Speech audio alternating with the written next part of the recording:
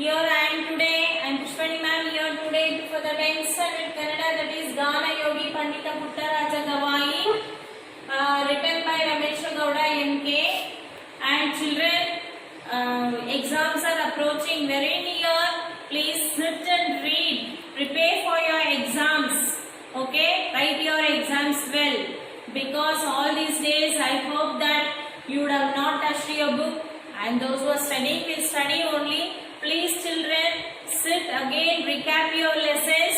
Though you have studied, you may think, oh, how many times to read the same thing. But you have to read, recap the lessons once again.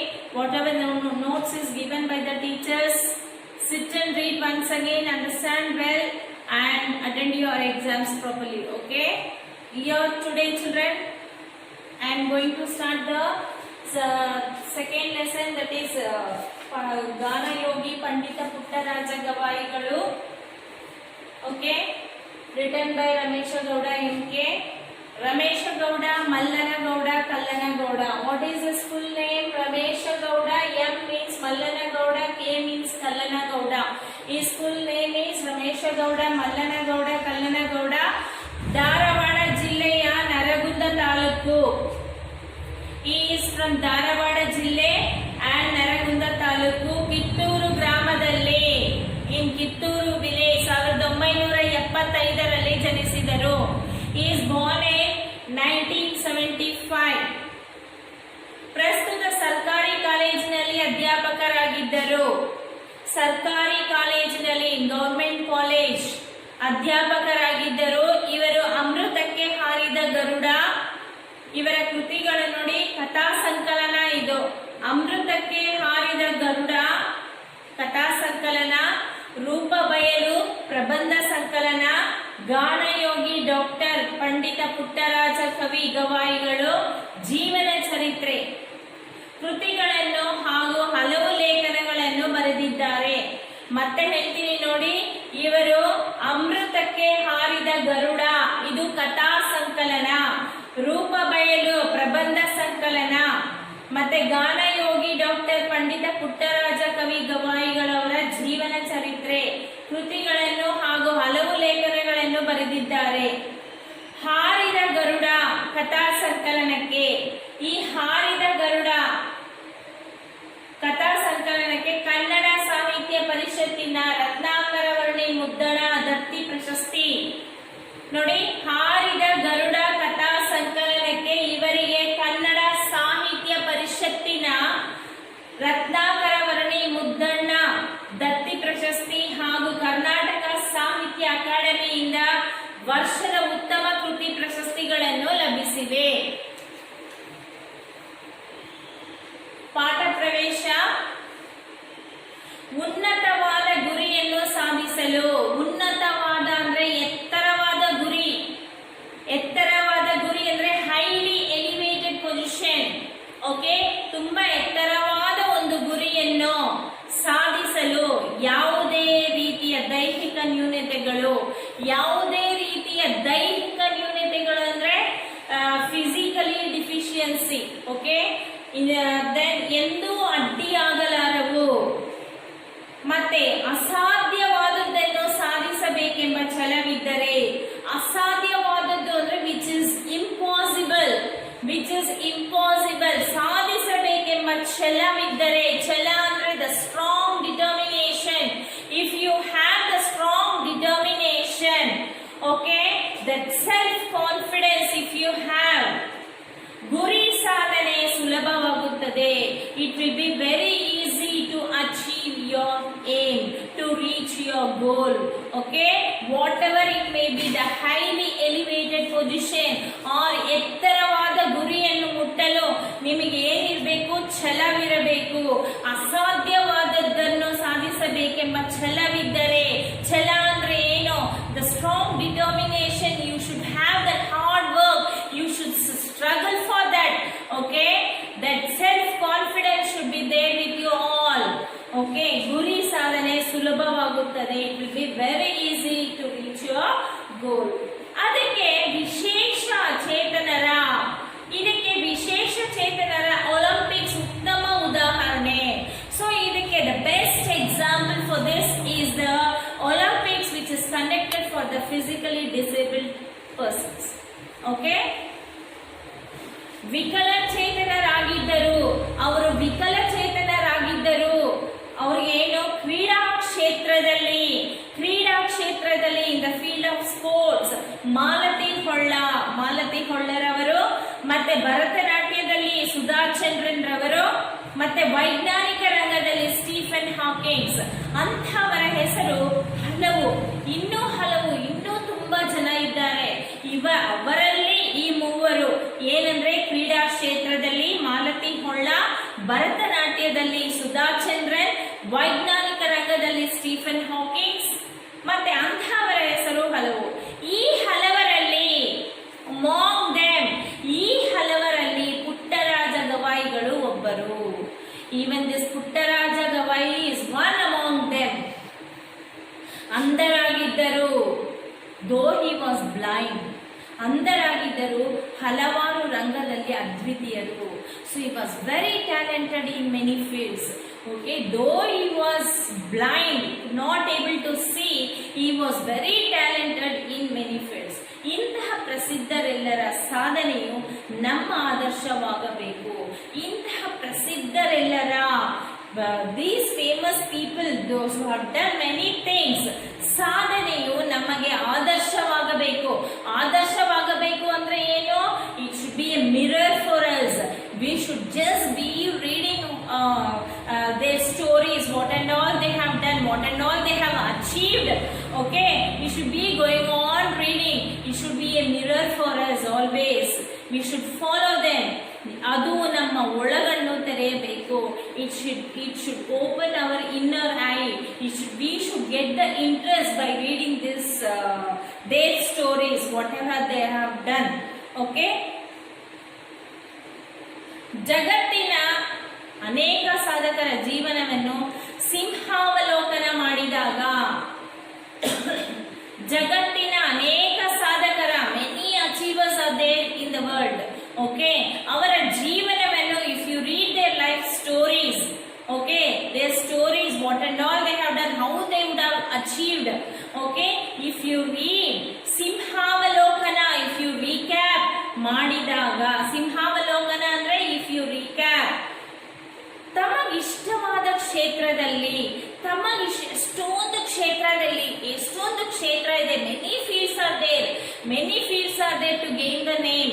Okay, like field of sports, in the field of politics, okay, singing, artists. Okay, many fields are there.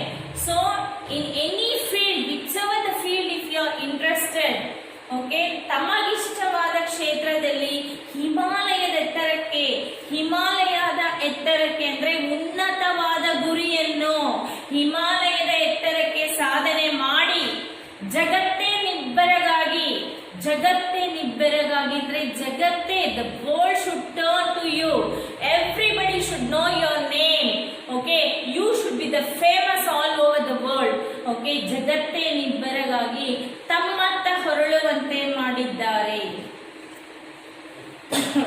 ಚರಿತ್ರೆಯ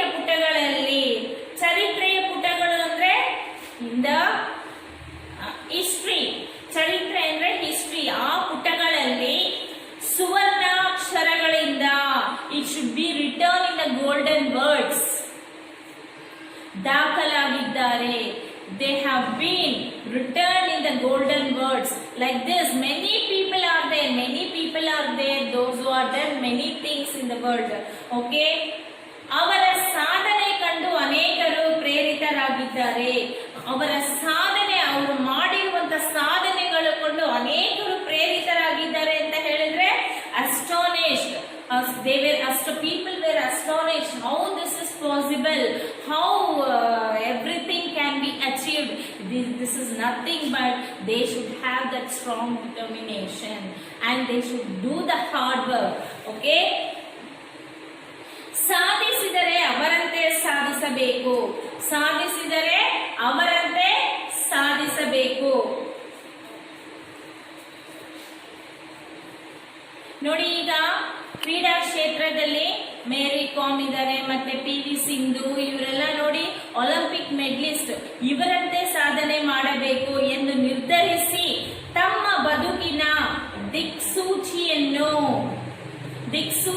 ನಮ್ಮ ಬದುಕಿನ direction, ದಿಕ್ಸೂಚಿ ಅಂದ್ರೆ ಬೇರೆ ಕಡೆ direction ಬದಲಿಸಿಕೊಂಡವರಿದ್ದಾರೆ.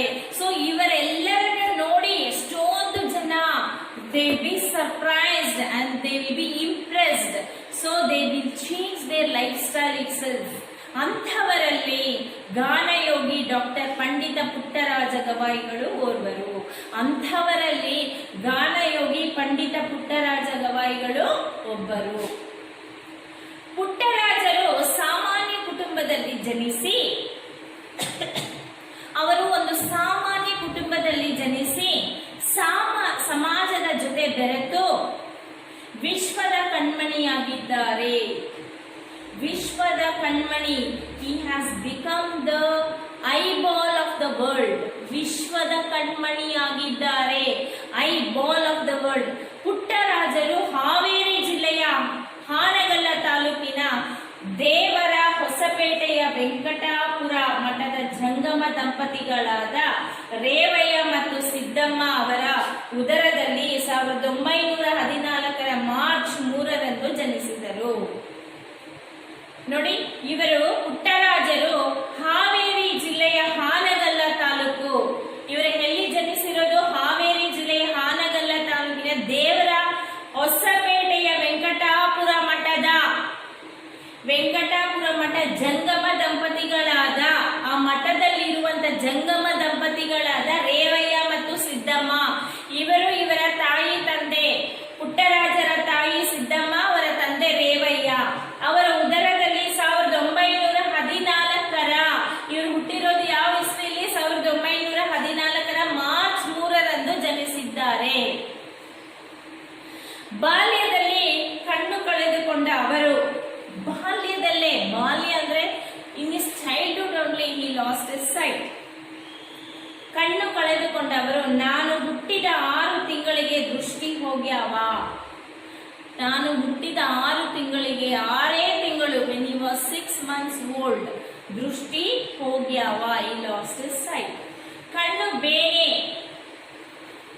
ಬಂದು ಕಣ್ಣಿಗೆ ಪರಿ ಅಂತ ಬರ್ತೈತಲ್ಲ, ಕಣ್ಣು ಬೇನೆ ಅಂದ್ರೆ ಕಣ್ಣಿಗೆ ಬರುವಂತ ರೋಗ, ಕಣ್ಣು ಗುಡ್ಡಿಗೆ ಬರುವಂತ ರೋಗ. ಬೇನೆ ಅಂದ್ರೆ ಅದು ಒಂದು ರೋಗ. ಓಕೆ, ಕಣ್ಣಿಗೆ ಪರಿ ಅಂತ ಬರ್ತೈತಲ್ಲ, ಪರಿ ಅಂತ ಹೇಳಿದ್ರೆ ಕಣ್ಣು ಮೇಲೆ ಬರೋದನ್ನ ಪರಿ ಅಂತ ಹೇಳ್ತೀವಿ. ಬರ್ತೈತಲ್ಲ, ಅದಕ್ಕೆ ಅರಿ ಅಂತಾರೆ. ಅದಕ್ಕೆ ಅವ್ರ ಭಾಷೆಯಲ್ಲಿ ಏನಂತಾರೆ? ಅರಿ ಅಂತಾರೆ. ಆವಾಗ ಬರೀ ನಾಟಿ ವೈದ್ಯ ಮಾತ್ರ ಇತ್ತು. ಆಗಿನ ಕಾಲದಲ್ಲಿ ಬರೀ ನಾಟಿ ವೈದ್ಯ ಮಾತ್ರ ಇತ್ತು. ಅವರು ಕಣ್ಣು ಗುಡ್ಡಿಗೆ ತೊಲಸಿ, ಆ ಕಣ್ಣು ಗುಡ್ಡಿನ ಮೇಲೆ ತೊಲಸಿ ಅಂದ್ರೆ ಏನು? ನಾಯಿಯಲ್ಲಿ ಇರುವಂತ ಹುಳಗಳು ತೊಲಸಿ ಅಂತ ಹೇಳ್ತೀವಿ. ತೊಲಸಿ ಅಂದ್ರೆ ನಾಯಿಯ ಮೈಯಲ್ಲಿರುವ ಹುಳು. ಆ ಹುಳು ಮುಟ್ಟಿಸಬೇಕು. ಆ ಹುಳುನ ತಗೊಂಬಂದು ಕಣ್ಣನ್ನ ತೆಗೆಸಿ ಕಣ್ಣಿನ ಮೇಲೆ ಮುಟ್ಟಿಸಿದ್ರೆ ಅದರ ಕಾಲುಗಳಿಂದ ಆ ಪರಿಯನ್ನು ಕಿತ್ತು ಎಸೆಯುತ್ತೆ. ಸೊ ಆ ನಾಯಿಯ ಮೈಯಲ್ಲಿರುವ ಹುಳು ಮುಟ್ಟಿಸಬೇಕು ಅಂತ ಹೇಳಿದ್ದರು. ಕಣ್ಣಿಗೆ ಪರಿ ಅಂತ ಬಂದಿದ್ದು ಆ ನಾಯಿ, ಆ ತೊಲಸಿ ಅನ್ನೋ ಹುಳುನ ತಂದು ಕಣ್ಣಿಗೆ ಮುಟ್ಟಿಸಬೇಕು ಅಂತ ಹೇಳಿದ್ದಾರೆ. ಆಗ ಮುಟ್ಟಿಸುವಾಗ, ಆ ಹುಳುವನ್ನು ತಂದು ಮುಟ್ಟಿಸುವಾಗ ತುಳಸಿ ಕೈ ಜಾರಿ ಕಣ್ಣು ಒಳಗೆ ಬಿದ್ದು ಬಿಟ್ಟಿತು. ಆ ತುಳಸಿ ಕೈ ಜಾರಿ ಆ ಕಣ್ಣು ಒಳಗೆ ಬಿದ್ದು ಬಿಟ್ಟಿತು. ಆವಾಗ ಅದು ಹರಿಯುವುದರ ಬದಲು ಗುಡ್ಡಿನ ಹರಿದು ಕಣ್ಣು ಹೋಗಿ ಬಿಟ್ಟಿತು. ಆಗ ಅದು ಆ ಹುಳು ಹರಿಯುವುದರ ಬದಲು ಕಣ್ಣಿನ ಒಳಗಿರುವಂತ ಗುಡ್ಡೆನೇ ಹರಿದು ಹಾಕಿತು. ಆಗ ಅವರಿಗೆ ದೃಷ್ಟಿ ಹೋಯಿತು. ಹೀಗೆ ಹೇಳುವಾಗ ಗವಾಯಿಗಳ ಯಾವ ವೇದನೆಯೂ ಇರುತ್ತಿರಲಿಲ್ಲ. ಹೀಗೆ ಹೇಳುವಾಗ ಪುಟ್ಟರಾಜ ಗವಾಯಿಗಳಿಗೆ ಯಾವ ವೇದನೆಯೂ ಇರುತ್ತಿರಲಿಲ್ಲ. ಬಾಲಕ ಪುಟ್ಟಯ್ಯನಿಗೆ ಹಾರ್ಮೋನಿಯಂ ನುಡಿಸುವ ಆಸೆ. ಬಾಲಕ ಪುಟ್ಟಯ್ಯನಿಗೆ ಹಾರ್ಮೋನಿಯಂ ನುಡಿಸುವ ಆಸೆ. ಒಮ್ಮೆ ಮನೆಯಲ್ಲಿ ಯಾರು ಇಲ್ಲದ ಸಮಯದಲ್ಲಿ, ಒಮ್ಮೆ ಅವರ ಮನೆಯಲ್ಲಿ ಇದ್ದಾಗ ಯಾರು ಇಲ್ಲದೆ ಸಮಯದಲ್ಲಿ ತನ್ನ ಮಾವನ ಹಾರ್ಮೋನಿಯಂ ಹಿಡಿದು ತಲ್ಲೀನನಾಗಿ ಅಂದ್ರೆ ನುಡಿಸಲಾರಂಭಿಸಿದರು. ತಲ್ಲೀನನಾಗಿ ಅಂದ್ರೆ very deeply. So he was immersed in that. So ತಲ್ಲೀನನಾಗಿ ನುಡಿಸಲಾರಂಭಿಸಿದರು. ಹಾರ್ಮೋನಿಯಂನಿಂದ ಹಾರ್ಮೋನಿಯಂನಿಂದ ಹೊರಟ ನಾದ ಮನೆಯನ್ನು ತುಂಬಿ ಮನೆಯ ಮುಂದೆ ಹಾಯ್ದು ಹೋಗುತ್ತಿದ್ದ ಜನರೆಲ್ಲರ ಮನವನ್ನು ತುಂಬಿತು. ಆ ಹಾರ್ಮೋನಿಯಂನಿಂದ ಹೊರಟ ನಾದ, ಆ ಒಂದು ಸೌಂಡ್, ಓಕೆ, ಮನೆಯನ್ನು ತುಂಬಿ ಮನೆಯ ಮುಂದೆ ಹೋಗುತ್ತಿರುವವರ ಜನರೆಲ್ಲರ ಮನವನ್ನು ತುಂಬಿತು. ನಾದದ ಮಾಧುರ್ಯಕ್ಕೆ ಮಾಧುರ್ಯ ಅಂದ್ರೆ the pleasant sound of this harmonium ಮನಸ್ಸೋತು ಜನರು ಮನೆಯ ಒಳಗೆ ಬಂದು ಕುಳಿತುಕೊಂಡರು. ನೋಡಿ, ಆ ಒಂದು ಶಬ್ದ ಕೇಳಿ ರಸ್ತೆಯಲ್ಲಿ ಹೋಗುತ್ತಿರುವಂತ ಜನರು ಬಂದು ಮನೆ ಒಳಗಡೆ ಬಂದು ಕುಳಿತುಕೊಂಡು ಅವ್ರು ಕೇಳ್ತಿದ್ರು. ಹೊಲಕ್ಕೆ ಹೋಗಿದ್ದ ಬಾಲಕನ ಮಾವ, ಹೊಲಕ್ಕೆ ಅಂತ ಹೇಳಿದ್ರೆ ಹೊಲ ಅಂದ್ರೆ ಫೀಲ್ಡ್ಸ್, ಹೊಲಕ್ಕೆ ಹೋಗಿದ್ದ ಬಾಲಕನ ಮಾವ ಮನೆಯ ಹೊರಗೆ ಒಳಗೆ ಜನರ ಗುಂಪು ಕಂಡು ಆಶ್ಚರ್ಯಚಕಿತರಾದರು. ಅವ್ರು ಬಂದ ತಕ್ಷಣ ನೋಡಿದ್ರು ಒಳಗಡೆನೂ ಜನ ಹೊರಗಡೆನೂ ಜನ, ಏನಪ್ಪ ಆಗಿದೆ ಅಂತ ಆಶ್ಚರ್ಯಚಕಿತರು. ಅಂದ್ರೆ he was very much surprised to see the people standing outside of his house and inside also they were sitting. ಮನೆಯ ಒಳಗಡೆ ಹಾರ್ಮೋನಿಯಂ ನುಡಿಸುತ್ತಿರುವ ಯೋಗಿಗಳೇ ಇರಬಹುದೆಂದು ಭಾವಿಸಿ he heard the sound of harmonium and he thought somebody would have come to play this harmonium. ಇರಬಹುದೆಂದು ಭಾವಿಸಿ ಒಳ ಬಂದರು. He thought like that and he entered into the house. ತಲ್ಲೀನನಾಗಿ ಹಾರ್ಮೋನಿಯಂ ನುಡಿಸುತ್ತಿದ್ದ ಪುಟ್ಟರಾಜ ಬಾಲಕನನ್ನು ಕಂಡು ನಿಬ್ಬೆರಗಾದರು. So he saw the Puttaya, he was playing the harmonium and he was surprised, he was astonished to see the small boy is playing the harmonium so beautifully. So ಮಾವನ ಪಾದ ಸಪ್ಪಳದಿಂದ, so this balaka Puttaya, ಈ ಮಾವನ ಪಾದ ಸಪ್ಪಳ ಅಂದ್ರೆ he heard the footsteps of his uncle. ವಿಚಲಿತನಾದ ಬಾಲಕ ಒಮ್ಮೆಲೆ harmonium ನುಡಿಸುವುದನ್ನು ನಿಲ್ಲಿಸಿ, ಮಾವ ತಪ್ಪಾತು ಕ್ಷಮಿಸಿ. So he stopped playing the harmonium and he said, ಮಾವ ತಪ್ಪಾತು ಕ್ಷಮಿಸಿ, please excuse me, I didn't take the permission of you, I started to play your harmonium. ನೀನು ಮುಟ್ಟು ಎಂದರೂ ನಾನು ಇನ್ನೆಂದೂ ನಿನ್ನ ಹಾರ್ಮೋನಿಯಂ ಮುಟ್ಟುವುದಿಲ್ಲ. ಅವರಿಗೆ ಭಯ ಬಂತು, ಪುಟ್ಟರಾಜ ಗವಾಯಿಗಳಿಗೆ ಅವ್ರ ಮಾವ ಬಂದ ತಕ್ಷಣ ಭಯ ಬಂತು. ಮಾವ ಕ್ಷಮಿಸು ಮಾವ ಅಂತ ಹೇಳಿ, ಇನ್ನೆಂದೂ ನಿನ್ನ ಹಾರ್ಮೋನಿಯಂ ಮುಟ್ಟುವುದಿಲ್ಲ, ನೀನೇ ಮುಟ್ಟು ಅಂತ ಹೇಳಿದ್ರು ನಾನು ಮುಟ್ಟುವುದಿಲ್ಲ ಅಂದ್ರು ಎನ್ನುತ್ತಾ ಮಾವನ ಪಾದಗಳಿಗೆ ತಡಬಡಿಸಿದರು. ಎನ್ನುತ್ತಾ ಮಾವನ ಪಾದಗಳು ಅಂದ್ರೆ ಅವರಿಗೆ ಕಣ್ಣು ಕಾಣಿಸಲ್ಲ, ಸೊ ಅವರ ಪಾದಗಳೆಲ್ಲಿ ಅಂತ ತಡಬಡಿಸಿದರು. ಆಗ ತಾನೇ ಹಾಡಲು ಕಲಿತ ಮರಿ ಕೋಗಿಲೆಯಂತೆ ಕೆನ್ನೆಯ ಮೇಲೆ ಕಣ್ಣೀರು ಸುರಿಸುತ್ತಿದ್ದ ಬಾಲಕನನ್ನು ಮಾವ ಬಿಗಿಯಾಗಿ ಅಪ್ಪಿಕೊಂಡು ಮುದ್ದುಗೆರೆಯುತ್ತಾ, ನೋಡಿ ಅವರಿಗೆ ಅಷ್ಟು ಇಷ್ಟ ಆಯ್ತು ಅವ್ನು ಮಾಡಿರುವಂತ ಒಂದು ಕೆಲಸ. ಇಷ್ಟು ಚಿಕ್ಕ ವಯಸ್ಸಿನಲ್ಲಿ ಇಷ್ಟು ಚೆನ್ನಾಗಿ ಹಾರ್ಮೋನಿಯಂ ನುಡಿಸ್ತಾನಲ್ಲ ಅಂತ ಹೇಳಿ ಅವ್ರು ಬಿಗಿಯಾಗಿ, ಅವ್ರ ಮಾವ ಅವರನ್ನು ಬಿಗಿಯಾಗಿ ಅಪ್ಪಿಕೊಂಡು ಮುದ್ದುಗೆರೆಯುತ್ತಾ ಆನಂದ ಬಾಷ್ಪ ಸುರಿಸಿದರು. ಅವರಿಗೂ ಆನಂದ ಬಾಷ್ಪ ಬಂತು. ಸಂತೋಷದಲ್ಲಿ ಬರುವಂತ ಕಣ್ಣೀರನ್ನು ಆನಂದ ಬಾಷ್ಪ ಅಂತ ಹೇಳ್ತೀವಿ. ಮಗು, ಇಂದಿನಿಂದ ಇದು ನಿನ್ನ ಹಾರ್ಮೋನಿಯಂ ಅಲ್ಲ, ನಿನ್ನದೇ. ಮಗು, ಇಂದಿನಿಂದ ಇದು ನಿನ್ನ ಹಾರ್ಮೋನಿಯಂ ಅಲ್ಲ, ನಿನ್ನದೇ, ಅದು ನಿನ್ನ ಆಸ್ತಿ ಎಂದರು. ಇನ್ಮೇಲೆ ನನಗೆ ಬೇಡ, ಅದನ್ನ ಇಟ್ಕೊಂಡು ನಾನೇನ್ ಮಾಡ್ತೀನಿ, ಇನ್ಮೇಲೆ ಅದನ್ನ ನೀನೇ ನುಡಿಸು ಅಂತ ಹೇಳಿದ್ರು. ಹೀಗೆ ಮೈ ಮೆರೆತು ಹಾರ್ಮೋನಿಯಂ ನುಡಿಸುತ್ತಿದ್ದ ಬಾಲಕನ ಸಂಗೀತ ಲೋಕದಲ್ಲಿ ಧ್ರುವತಾರೆ ಧ್ರುವತಾರೆಯಂತೆ he became in the future, he became the shining star, he became the superstar in the field of harmonium. That is, he started to play the harmonium. ಸದಾ ಕಾಲ ಬೆಳಗುತ್ತಿರುವ ಗಾನಯೋಗಿ ಪಂಡಿತ ಪುಟ್ಟರಾಜ ಗವಾಯಿಗಳು ಚಂದ್ರಶೇಖರ ಅಯ್ಯನವರೇ ಅವರ ಸೋದರ ಮಾವ. ಸೊ ಇವರ ಹೆಸರು ಪಂಡಿತ ಪುಟ್ಟರಾಜ ಗವಾಯಿಗಳು ಮತ್ತೆ ಅವರ ಮಾವನವರ ಹೆಸರು ಚಂದ್ರಶೇಖರ ಅಯ್ಯನವರು, ಅವರು ಸೋದರ ಮಾವ. ಸೊ ಈಗ today I have explained one part of the lesson, children. Still it is there. In the next class I will explain the other part of the lesson.